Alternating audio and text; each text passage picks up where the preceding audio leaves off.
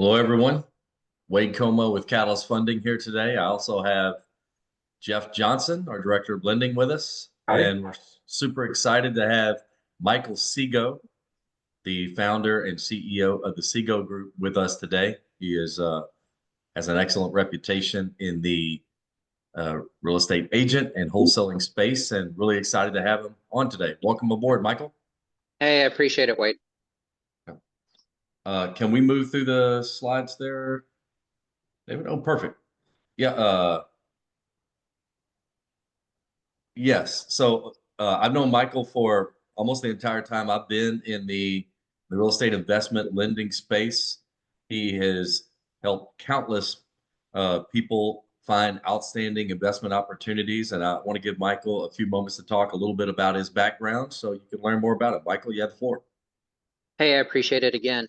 Yeah, I've been in real estate. I've been a real estate investor since 1996. I really got started really as a real estate agent, being able to find my own deals, foreclosures, and off-market properties really came about early part 2004, 2005, and they're really prevalent today. Part of the reason that I help out clients is I get tired of hearing clients or investors, I can't find deals, contractors ran off with my money, somebody sold me a property that really the numbers never worked. And we kind of modeled to make sure that the investors are put in the best possible position to be successful. Having partners like Catalyst Funding, Fidelity National Title, insurance agents, Total Wealth Academy, just being able to get people to put them in the best possible position to be successful, whether they're buying a flip, a rental property, multifamily, commercial, or developments. Absolutely. Speaking of Total Wealth Academy, we teamed up with Michael last night and on Tuesday night for deal night at Total Wealth Academy. If you have not attended one of the deal nights with Seago in the past or with us, definitely encourage you to make it out to the next one. It was very exciting. I think there were 6 homes that were placed last night with real estate investors, 6 excellent investment opportunities. So if you want any more information on that, we'll provide the contact information for the Seago Group at the end, as well as Catalyst. And we'd love to hear from you so you can attend that next opportunity. All right. Yeah, Mike. So I didn't realize, just real quick before we move on to the presentation. Sure. So I know you for finding deals and helping investors get properties, which is great. But I did not realize, and maybe you can talk about it a little bit, you guys do property management. You have you GC the projects you have. Is that correct? Yeah, we do. I've got 6 rehab crews that work really from Austin to Houston out to Beaumont and Port Arthur. I don't have any in the Dallas-Fort Worth area, but I'm still working on that. We've got a property management division, so I'll definitely teach a client if they want to do their own property management. I'll review their leases and pass out some vendor information. But if you don't want to handle that, and I'll give you an example. My last client that we signed on property management was about 2 weeks ago. We finished up his rehab, got it done in about 6 weeks, got the tenant placed about 10 days after the rehab was done. And he said, hey, Michael, I want to do my own property management. I said, hey, not a problem. I'll get it leased out. I'll prepare the lease. You'll have a template moving forward. Well, his property management experience lasted about 4 hours. He called me after 4 hours after the tenant moved in and said, hey, the tenant's got, he wants to know how to do payments. I just really don't have time. I need you to take it over. And that was fine. We moved in, but I didn't have any negative connotation towards the client on him wanting to do his own property management. We're here to help you and answer those questions if you need help. We've got clients that do their own property management, but they get into a position of having to evict somebody and they're definitely out of their depth on evictions. I will find some wood and knock on it real quick. I have never lost in court in 30 years. Pretty good. On evicting somebody. So we've got that division. So we really are I don't like to say a one-stop shop, but we have all the tools that are necessary to make sure our clients are put in the best possible position and making sure they are successful. We do not like clients losing money on real estate investments. Yeah, well, the thing is, like, as far as leasing goes, we talk about it all the time. A lot of buy and hold investors, if they, if you go a month without leasing a property, that could eat up your entire cash flow for the entire year, right? So it's important to either do it yourself or find somebody that can do it for you to help find tenants and get them in there ASAP, even if it means you knock the rent down $50, $50 for a year, $600. Most of these properties rent for way more than that, and you're going to lose that probably 3x in just 1 month. So it's important to have a plan. It definitely is that marketing. We usually have a waiting list on our properties. So our honey hole the last couple of years has been Port Arthur, Texas, Beaumont. So as soon as we have a property ready or within that last week of doing the final touch-ups, we start marketing it, getting somebody in so that we can get a tenant in there as quickly as possible, and we start cash flowing ASAP. Love it. Yeah. So, Michael presented a tremendous amount of deals last night. People were very excited by the value proposition. We're helping those clients out with the loans, but it was a very exciting experience last night. So if you want to get properties, reach out to Seago directly, or definitely try to make that next event. Good stuff. Let's dive right into Houston. And I know you know a lot about the state of Texas as a whole, but I know you also live in Houston, as Jeff and I do. So what do you see in the numbers here? And then also, what is your gut feel on how the Houston market is doing at the moment? The Houston market is soft, especially on the resale side. New construction housing starts are down. They were down for March. They're going to be down for April again. I try to steer. At this particular market, I try to steer clients away from flipping houses. I have 2 personal flips that I've been in for 15 months. I can't even get showings on them, and I'm at 20%, 25% under market value. I still can't get showings. At this point, I'm just giving the properties away. So I definitely want to make sure and caution investors that flipping is not the ideal strategy at the moment. Now, if you're picking up a house at $25,000 and it needs $25,000 worth of work and it's going to sell for $150,000, by all means, you can price that one under market, get it moved pretty quickly, and you can make money that way. But we're not seeing those type of deals that are coming across the table. I think it's more of a buy and hold play at the moment with where the interest rates are. And those people that typically would buy first-time houses are renting another year or two. Rents are up in Texas. They're especially up in Houston market, about 6% over last year at the same time. So we want to see those cash flows. I don't have any clients that are negative cash flow. Everybody is positive. All my assets that I have, which I'm about 25 or 27 doors, they're all cash flow positive. Yes, I've had to do some specials. We've got one client that's got an 11-unit apartment community that he's just finished rehabbing, and we're doing the lease out now, and he's doing a $500 off first month's full rent to get that in, and splitting security deposits. So those are some of the strategies that we're kind of seeing in this market where we're a little bit higher interest rate in a soft market, especially on the resale side. Yeah, I tend to agree. I mean, median sales price year over year is up 1.5, average is up 3.7. Not stellar numbers, but considering the rate environment, I think Houston is outperforming much of the other Texas markets as we walk through them. And whenever you say it's a bit of a buyer's market, that is exciting for buy and hold investors. I agree with you. Is it exciting for flippers? Not unless you're getting a hell of a deal. I completely agree with you there. But the good news is, savvy investors that are looking for long-term investments, you don't want to be out there trying to find properties whenever everything is rainbows and lollipops, right? That's just like buying into the stock market. Do you want to buy at the top? Do you want to buy when everything's perfect and you're at 52-week highs? Like, that's not the time to buy, right? So I do agree, if you have a long-term mentality it's an excellent time to get into properties. And a lot of the properties that we're marketing last night were drastically lower than the out-of-pockets we saw whenever rates were much better and whenever cash flows were even higher than they are today. So, yeah, I definitely agree with you. It's a very good market for buy and hold investors. It's a challenging market unless you're getting a hell of a deal for flippers. Jeff, anything to add to that?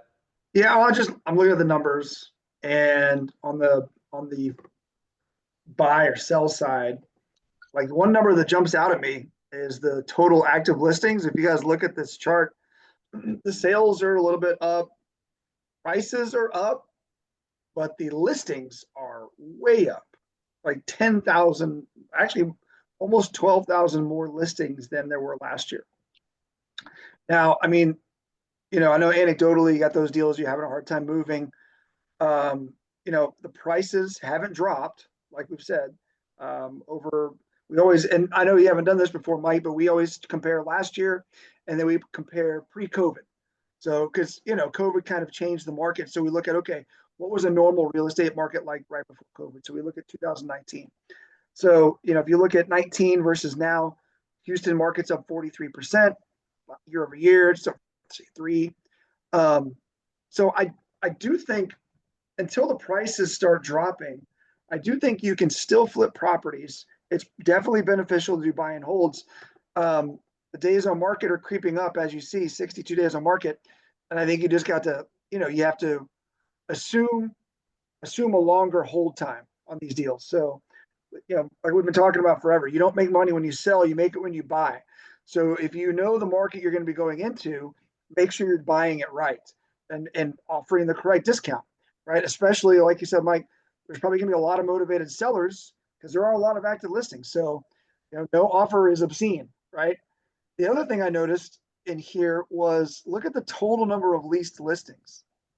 As the sales are flat.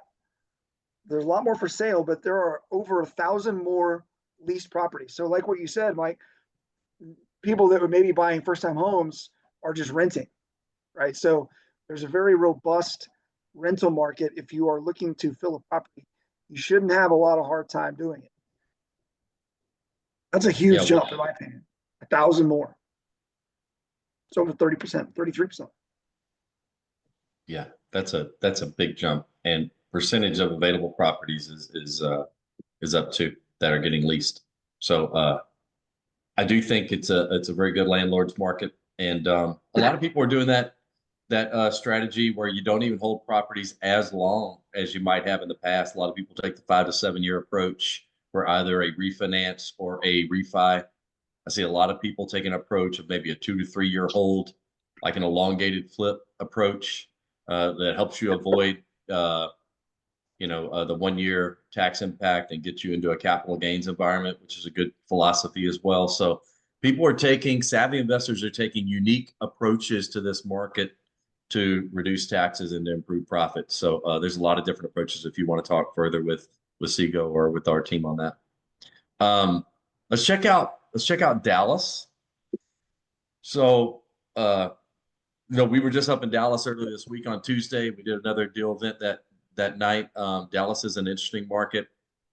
There's not as many buy and hold opportunities. Whenever you see an average sales price of 500, which is 75,000 greater than Houston, and you also see a median of 335, which is about 65,000 less than the median sales price there in Dallas. It's just more challenging to have cash flowing properties, but people are going farther out. We're still doing a good bit of loans in Dallas, but you really have to go out to the more remote areas to find that. But we're also seeing Dallas people investing a lot in other markets like the Golden Triangle, like Michael was talking about, or San Antonio or Houston. But it is not that if we talk about Houston being soft, I think the numbers indicate that in many ways, Dallas is even softer because they're flat on median sales price basically and only up 1.5% on the average. The listing story is also a good bit greater, but not as much of an increase as Houston. Yeah, I was going to ask you, Mike, I know, because this is Dallas proper, right? If you look at just the raw numbers, the average listings in Houston's 52,000. On this chart, Dallas is only 27. So clearly there's a lot more and the surrounding areas. So I know, Michael, you guys do deals a little bit outside of Dallas proper. Is that correct? And if so, what do you guys see out there? Yeah, it's the smaller areas. We don't occasionally we'll get a Dallas one, DFW, Arlington area, but really it's the small towns around them, the smaller communities, simply because the price point is so much lower. It's very difficult, and as I said, I've been an investor for 30 years. I've invested all over Texas, and Dallas, Fort Worth, Arlington has just been an area that I've just not been able to find what I consider a deal. I'm not saying that they're not out there, but when you go outside to the suburbs a little bit, to the smaller towns, then yes, you're able to find a deal. Austin's number one, I feel, in Texas in terms of property values. I think Dallas, Fort Worth, Arlington is number two.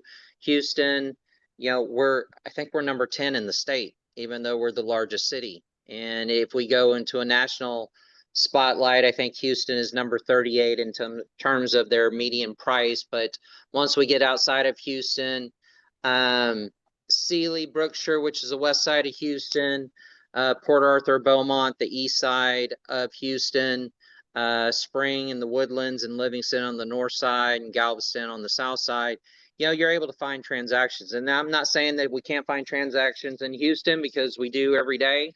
I've got a handful of zip codes that could spend my career in those zip codes if I had the time to do that. But you just never know where your next deal is. Don't pigeonhole yourself on one particular zip code or one particular town. Be open to expanding your horizons a little bit, because the last time I checked, the money is green across the United States. That's such a great point, Michael. I was talking with one of the people who was considering your deals last night, and he said something that was interesting, and I gave a little bit of advice.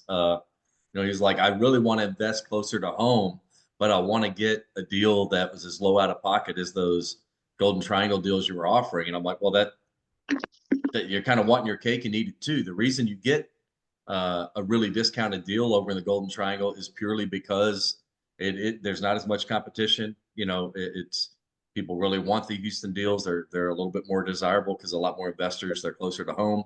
So I think sometimes people through wanting a perfect deal miss out on doing deals. And most important thing is to get in the game. It's like, I want to buy it at the bottom of the stock market, as just a simplistic example. It's just tough to time it. And if you never buy, unless you're at the bottom, there's a good chance you're never going to buy, right? So, and at the end of the day, 10 years down the road, you're like, holy crap, stock market's doubled, or home prices have done more than that. You look at Dallas since pre-COVID, while it's only up 1.5% year over year, it's up 61.5% since March 2019. Like that, if you were in the game then, you have made a ton of money in appreciation in Dallas, even though it doesn't look great at the moment. Yeah, and that's why I kind of pitched Port Arthur. Port Arthur is similar to one of my zip codes that I've been buying in for the last 15 years, and it's not tapped out. I still find deals in 77033 regularly, but Port Arthur is a couple of steps below that. Not to mention, Port Arthur has 2 plants, refineries that have broken ground in the last year. So construction workers have moved in, and once those plants get up, we're going to get plant workers and refinery workers. And those are the type tenants that I really like in Port Arthur, because they're on 7 days, then they're off for 7 days. And when they're off their 7 days, they're out fishing or hunting or doing travel. So 12, 14-hour days for 7 days, and then they're off. So that's part of our buying strategy and our investing strategy over the last couple of years for me personally. Yeah, I love that strategy too. The southeast side of Houston, where the refineries are, and the Golden Triangle. These are people that make a lot of money, but it's not as consistent. So they struggle a little bit to get qualified to buy homes, but they're excellent tenants, because whenever you look at an entire year, they make a lot of money. They may just be, in between jobs, maybe a couple months out of the year, right? But they can set aside their money. So they're excellent, perfect tenants, but not necessarily the best home buyers, because they can't give a W-2 that says you're guaranteed to make this salary, right? Hey, Wade, you mentioned the Golden Triangle. We got a question. Somebody wants clarification on what the Golden Triangle is. Oh, sure. I mean, it's that area you're talking about, Beaumont, Port Arthur, Orange, Orange. Yep. Port Neches, is in there, Groves, like a lot of really quality areas with reasonably priced homes, but access to outstanding jobs like you're talking about in the refineries that pay really well, whether you're a permanent employee, but even more of those non-permanent employees that may go from turnaround to turnaround, but make excellent money. Yeah. It's basically, it's an upside down track. Like you look at it on a map, Beaumont to Orange down to Port Arthur. Yeah. Okay. Let's look at San Antonio next. And we actually, if anybody on the call is interested in San Antonio, we have a few properties we're marketing at the moment. And actually, we were talking about it last night. NAR they gave out something that said they think San Antonio's one of the top 10 markets in the entire United States for real estate investment, home price appreciation. A lot of good other positive feedback out there. Although you look at the average sales price over the last year over year, it's up 2.1%, up 1.7%, which is the first time in a while, Jeff, that I think we've seen them be more positive than any of the other three markets, even though those are not stellar numbers. It's starting to trend a little bit better there in San Antonio. Yeah, it's a little mixed, right? The listings are up a little bit, not nearly as much as the other ones, right? 17%. Dallas was 31, Houston was 30. So like the active listings are up, but not nearly as much. Prices up 2%, 1%. And then I always think of San Antonio as like the redheaded stepchild, but the more you look at the numbers, it's really not. Over the pre-COVID numbers, San Antonio is up 45%. Houston, who I think is a great market, is up 43%. So, it's not Dallas. Dallas has had a great run, but over time, San Antonio market's very strong. The days on market is kind of jumped out at me, kind of back to what you were saying earlier, Michael. If I'm a flipper and I'm in San Antonio, I'm baking in my holding costs a lot longer than maybe I would have in the past. But for buying holds, it's still very strong. And the prices are solid, like you said in the report. Over the next year and over the last couple of years, I've seen countless articles that name San Antonio as potentially one of the better markets in the country.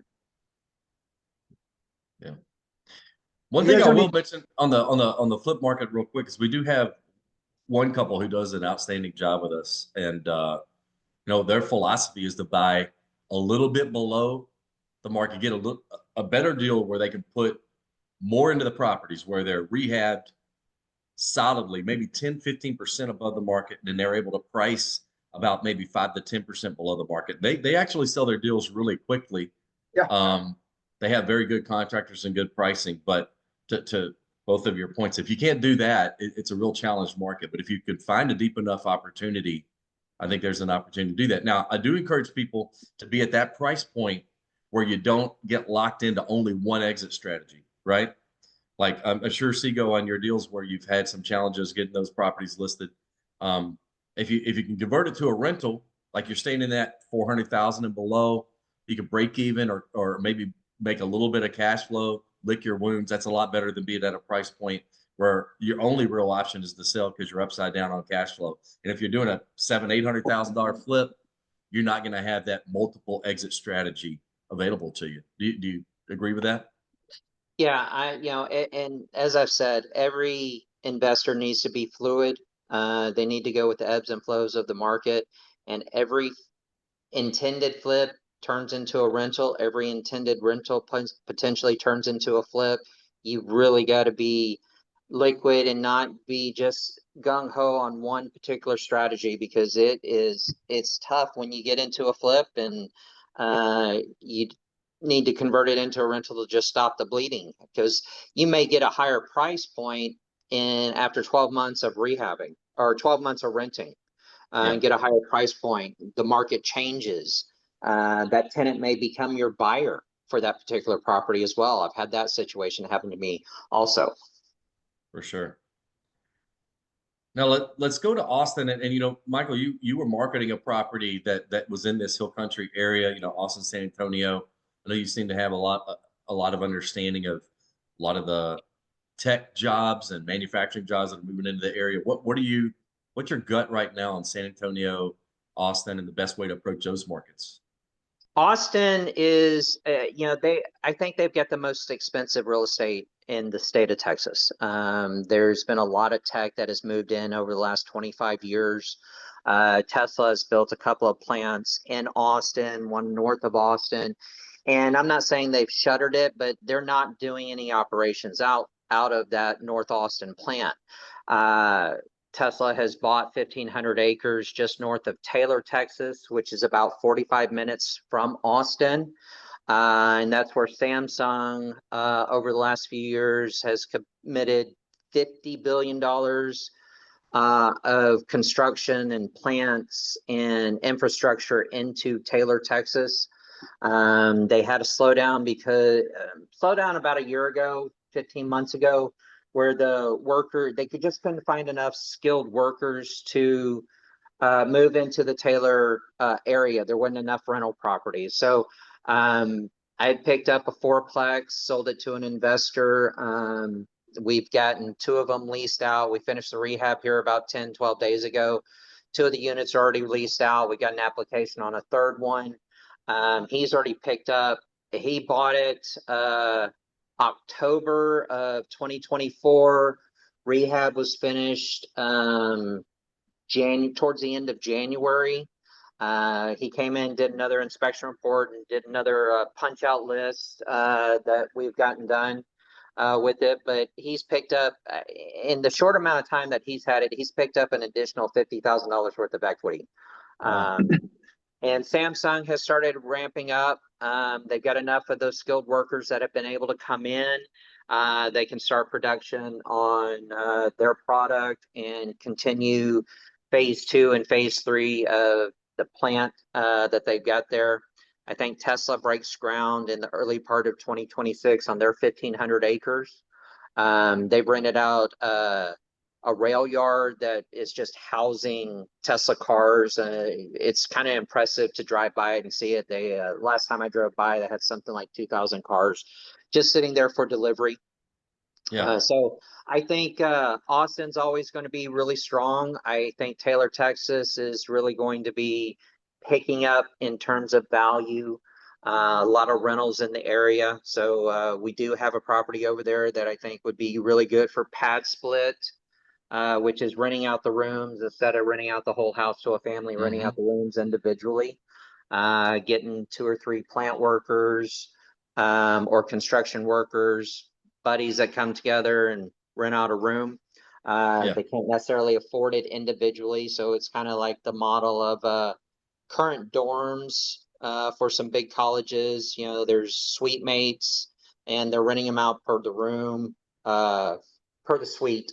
Instead of one big one. So not having those issues of roommates getting into a fight and then you're stuck with the lease for the whole unit. You just got your own one. Right. Yeah, I think, that's a great strategy because sometimes you really have to look at high appreciation opportunities differently than just cash flow opportunities. So you have this area in Taylor, or this is a very similar story to what happened in the Heights a few years back or happened in Edo a few years back. And you might not get the cash flow that you would in some other areas because people recognize that this is a high appreciation market.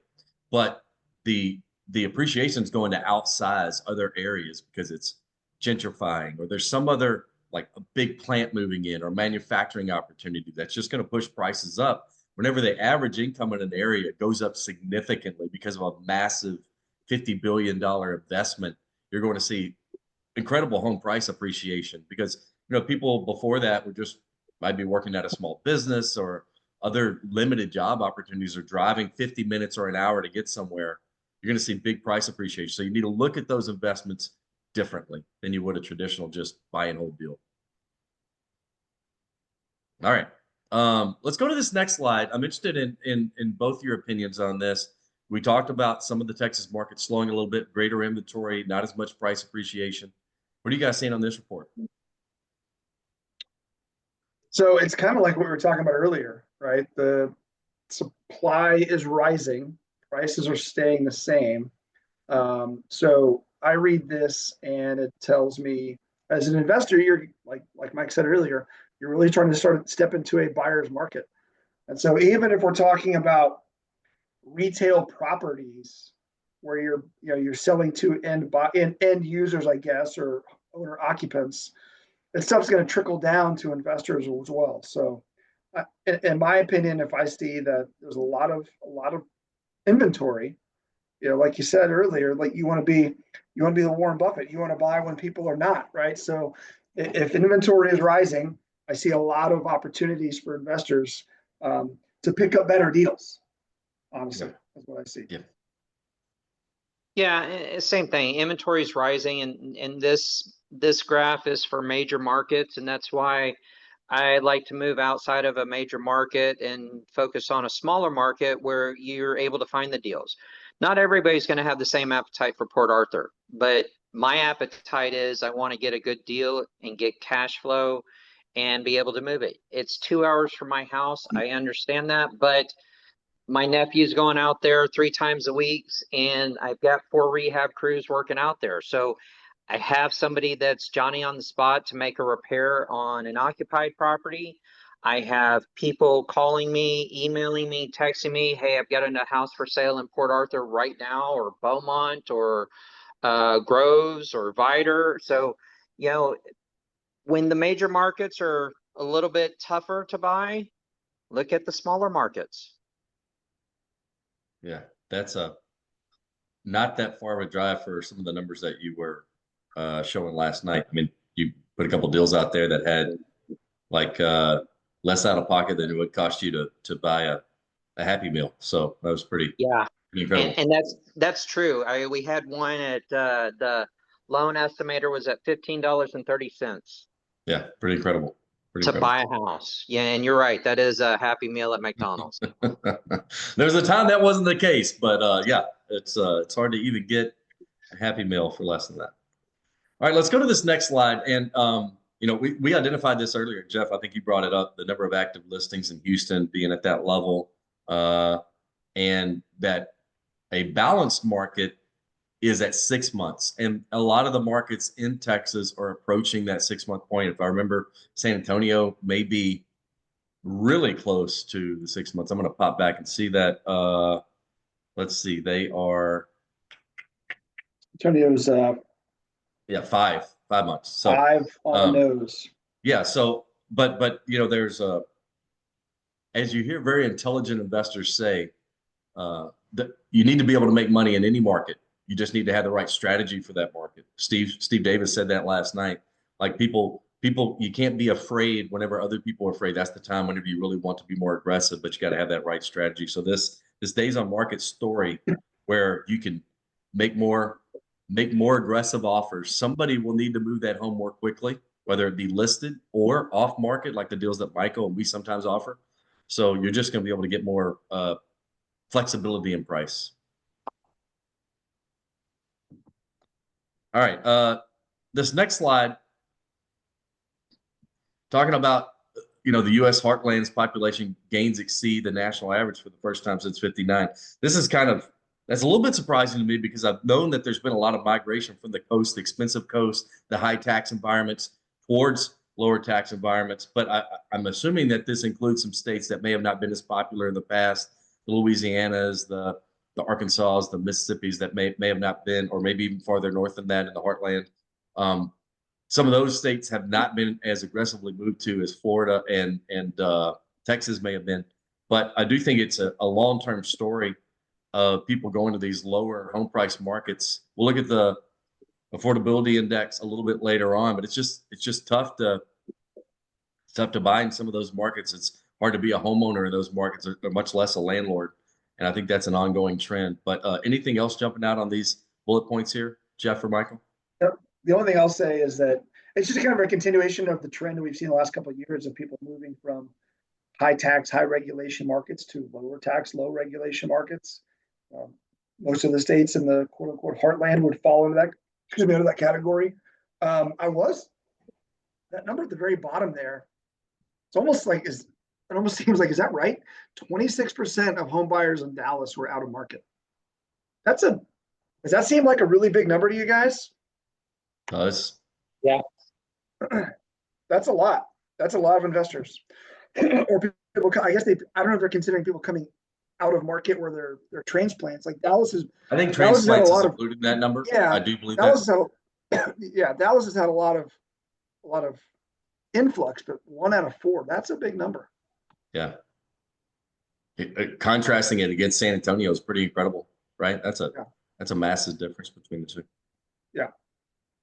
This next one, I think Seago's already given a very in-depth explanation of that the AI boom and technology in general. So I think let's move forward in the effort of time. But I did want to get Seago's opinion on this particular report, showing the geography of the United States and home price appreciation. Anything jump out here for you, Seago?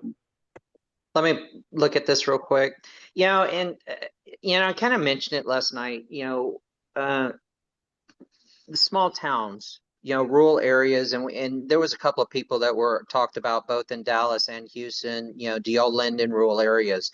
America has gotten smaller, obviously, with the technology boom, the internet, and I really think that Amazon goes everywhere. Yeah. And people moving out to farming communities, mom and pop grocery stores that weren't able to stay supported, especially during COVID, went out of business. Those people turned to Amazon for delivery of, their goods and services. So, I do think that, our prices go out, and I'm having a hard time shrinking this down and blowing it up a little bit. I do think that, we're just in a good market. We've got I think the last time prices went down in Houston surrounding areas was 1982 oil crunch, followed that by the Great Depression. Those only 2 years that values went down. But when I moved out to Katy in 1982, Katy was 2 high schools. Now we're building high school number 10, and we're encroaching on Fulshear. There are 1 million people with a Katy zip code. 1 million people with a Katy zip code. Unbelievable. So, Katy now kisses up to Fulshear. Fulshear's having the same type of growth that it is. Brookshire, which is the next small town over, is not. Sealy is. So, I kind of think it's hit or miss on some of these small towns, and I think it has to do with local government. Taylor, Texas, which we talked about, and has some of this technology with Samsung plant being developed. The local government was just happy to get Samsung. They didn't think about infrastructure, but Samsung is having to put in some infrastructure into the city to be able to support the influx of that plant is huge. Guys, I've been in Houston market since 1974. And I have seen downtown explode. I've seen high rises built. When the first time I went up to Samsung, there were 72 cranes in the air. 72. I have never seen a project have that many cranes going at one time. Houston, never seen a project that big. Well, in all honesty, it's the largest foreign investment on domestic soil ever. It's going to be the largest building. That's I incredible. feel like I can go just check it out. It is massive. It's like going to Disneyland, like you said. Not something you see every day. Yeah. So one last thing I'll mention here on this particular slide is just if you look at this west, south, central where we are, it shows some of the lower price increases, and I think that's showing that there is an opportunity in this area to buy. That's a good segue onto our next slide, where you'll see more sellers giving concessions to buyers. So if you remember, rates were super low back in 2022. You could sell a flip. I mean, no matter how crappy of a job you did, no matter what price you wanted to ask, you'd sell it all day because rates were so low. But that was a tough market to buy properties at a discount. It was a really tough market to get a seller to make any type of adjustments because there were so many potential buyers. You look conversely now, over the past 6-7 years, This is the high watermark for being able to get seller concessions. So this is only talking about an evaluation of end buyers, but this also shows you the willingness of sellers to make deals happen. So whether they're selling the deals off market to Seago or some of the wholesalers that we work with, or maybe you directly if you're doing your own advertising, this is just another data point that says while it's not the easiest market to flip, it is a better market to get deals. And that's why we think a lot of savvy investors are pushing their chips in right now. Yeah. I think, the proof is in the numbers, right? We can say these things all we want, but if you look at this, when you start negotiating contracts, are you going to get concessions? And that's a pretty big indicator that yes, you are. The other thing I was thinking about was you mentioned earlier the couple that does the flips, and you're right. Like in 22, you could sell a flip. You could just do the crappiest, most boring job, and people are flying. Deals are flying off the shelves. Now, if you want to flip a property, you can do it. They're proving that you can do it and make money. They're doing really well. But to your point, you have to do something that will make somebody emotional about buying that house. You have to do something a little extra. You can't just do a regular old flip.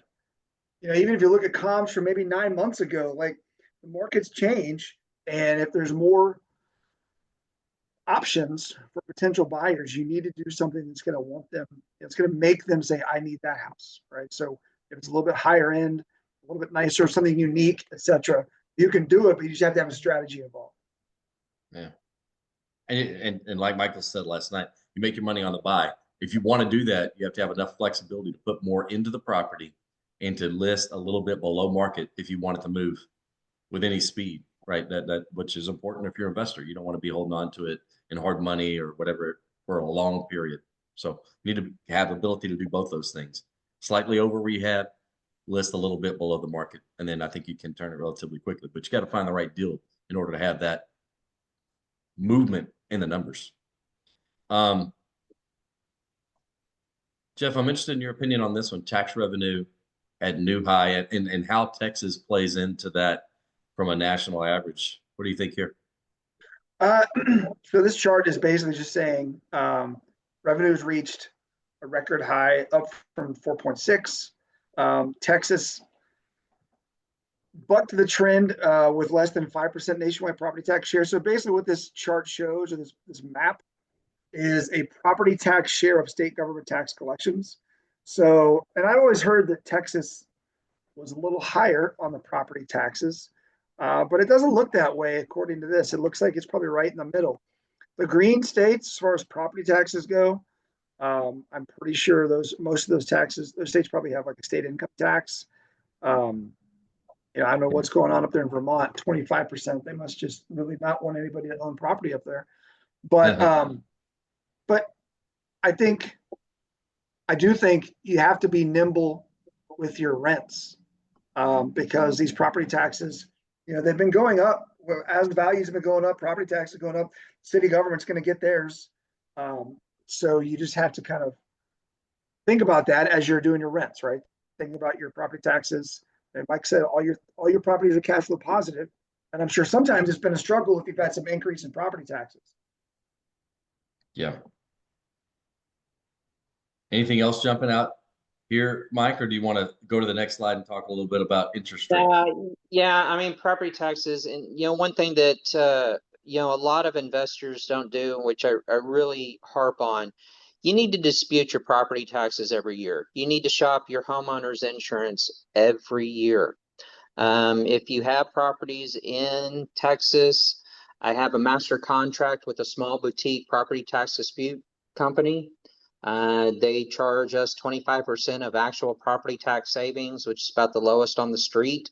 If you want to jump in on that, by all means, reach out to me. I'll put you under my master contract. On the flip side of that, you should be raising your rents every year, even if it's just $50. And please don't get friendly with your tenants. Don't lease out to family members either. They're just going to take advantage of you. That's a great point, Michael. You don't have to have even comps don't have to necessarily say the market went up $50 because your taxes went up, your insurance probably went up, and you need to at least try to offset that. But the important thing is if somebody's going to move, I think the average move I saw cost, a couple $1,000 at minimum, even if you're doing everything yourself. It's just expensive. There are things you have to do.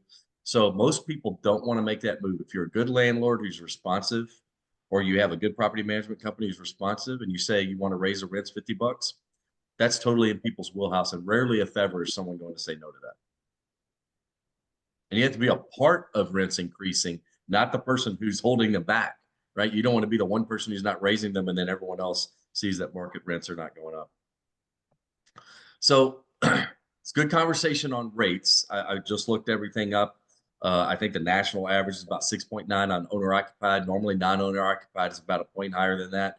We are able to offer rates with catalysts, both on DSCR or on conventional that are a good bit lower than that. I think we're probably 6.5 on owner occupied, maybe mid sevens, maybe a little bit lower than that on non-owner occupied.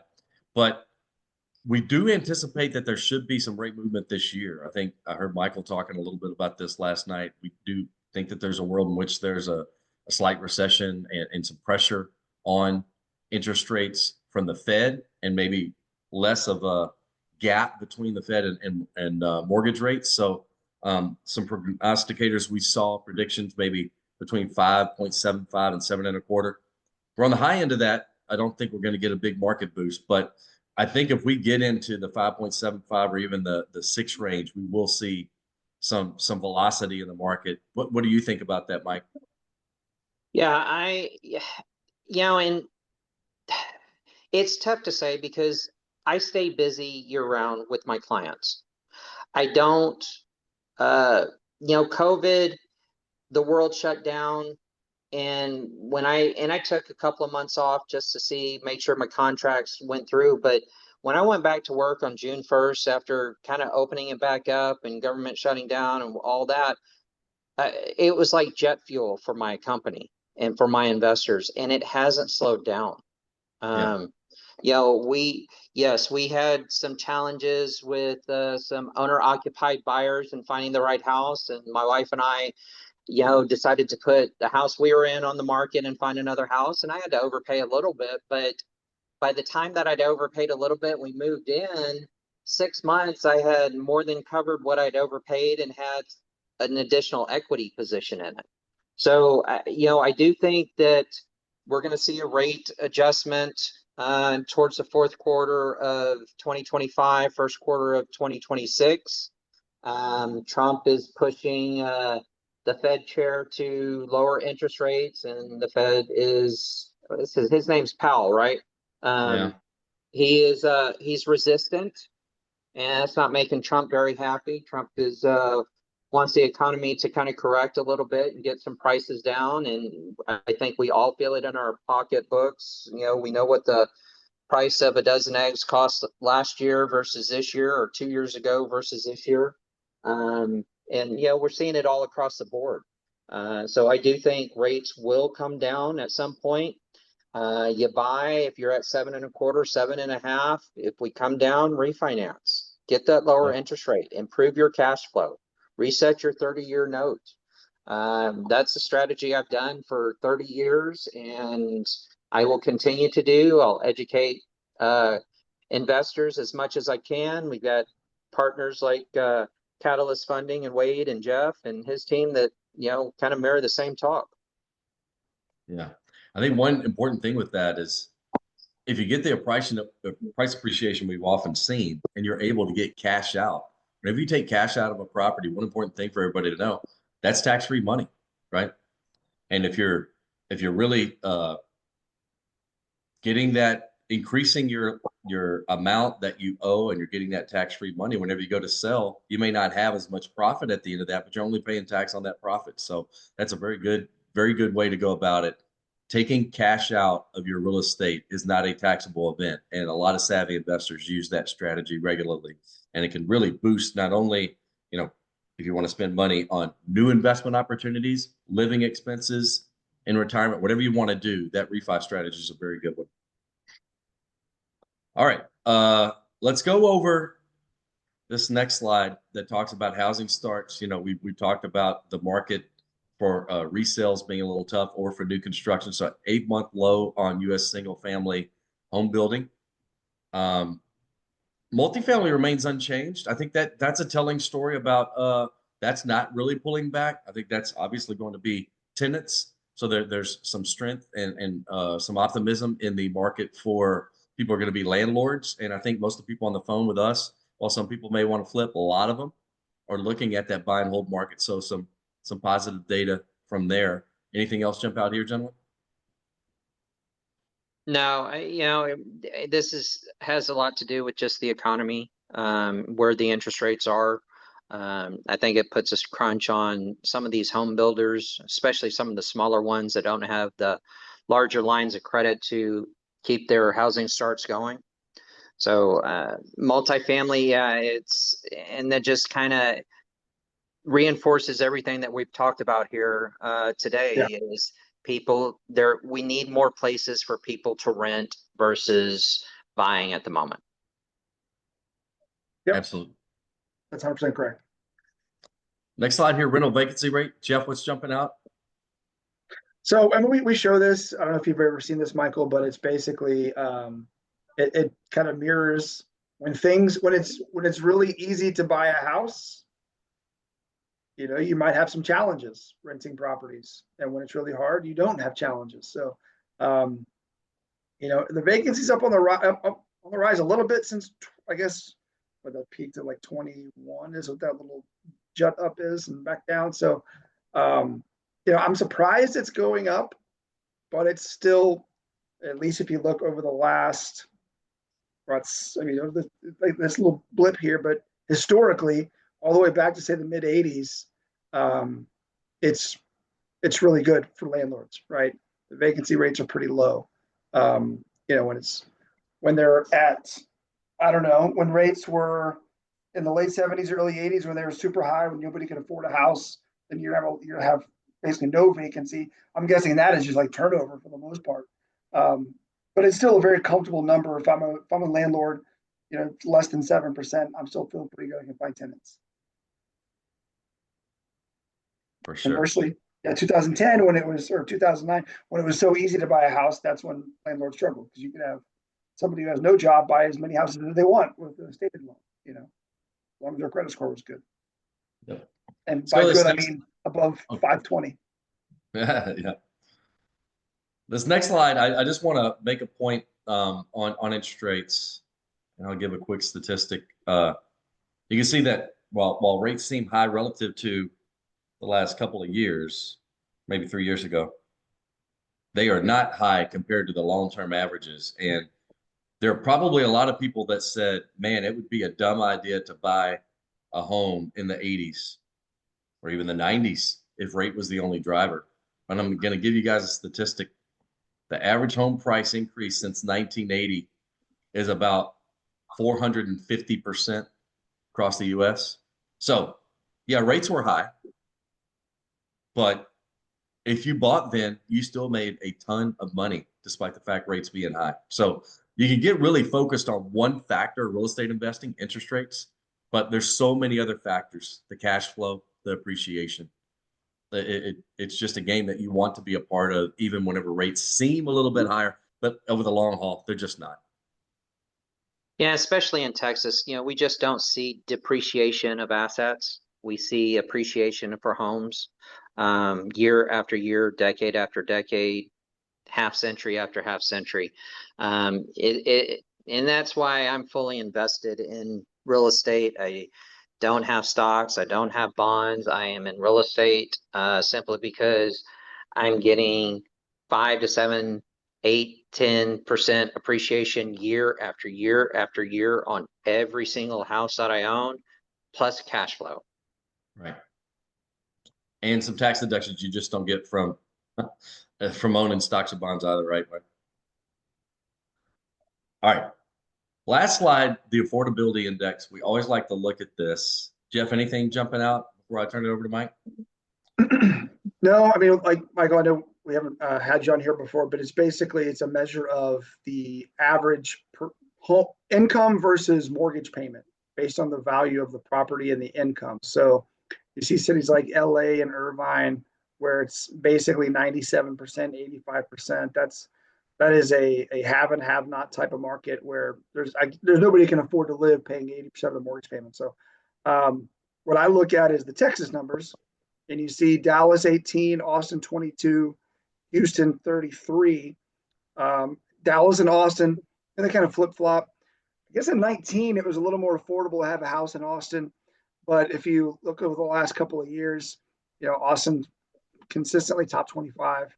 And I look at the values. You look at Garland down there, San Antonio, right? We always look at San Antonio. We talk about the market a lot.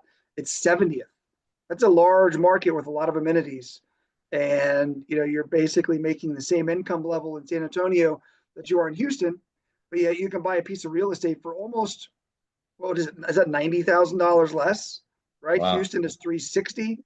San Antonio is 270. So, am I right? Am I reading that right? Yeah, 270. Yeah. So you're making the same amount of money, and you're getting the same house, or you're getting basically a house $90K less than that's incredible. Eventually that's gonna, it's gonna play itself out, I would think. Another interesting stat here I see that Seago talked about this earlier, how all these tech jobs, high income people moving into that Austin area. Look at the increase in income. Austin in 2019, the average income was 63.7. It went to 96 in the better part of 5 years. 6 years. 6 years? Yeah, sorry, 6 years. That's incredible, right? Whereas you look conversely in Houston, 49 to 66. It's up. Don't get me wrong. It's not up like that. Like that's a crazy increase. And San Antonio and Houston have been on the same pretty comparable income levels that entire time. You definitely have some high areas like Dallas shows 71, but then it's a little bit more broken out on this report. You got Plano at 114, Fort Worth at 80. So the income level in Dallas is really strong as well. But to Seago's point earlier, you got those blue collar jobs in the greater Houston area that really make it just an incredible rental market. Anything jumping out on here, Seago, that you see? Yeah. This statistic is more for the owner occupied buyers. It'd be interesting to see where the rental breakdown is versus the owner occupied buyers. But yeah, I mean, this just kind of reiterates, Houston is blue collar, Austin, DFW area, they're white collar. Our prices are lower simply because we have so much blue collar here in the Houston area versus Dallas and Austin. San Antonio is more of a blue collar town as well. So nothing really stands out and shocks me on these. But the same thing is if you want to invest, I think Houston and surrounding areas is the market really kind of to do it, especially with San Antonio also with their price point being a little bit less, and San Antonio really being in a top 10 area for growth across the U.S. So yeah, that's my 2 cents on it. Very good. David, I think we have a giveaway and may have a question or two. I know we're a little bit over. Maybe we have one question, we'll do that, and then we'll announce our winner. Yeah, absolutely. So one of our questions here is if my 20-year-old daughter were in college, were to buy a new primary home, would she be able to use it as a rental without having to live in it for 1 year? And just as a note, this would be for an FHA loan as a primary.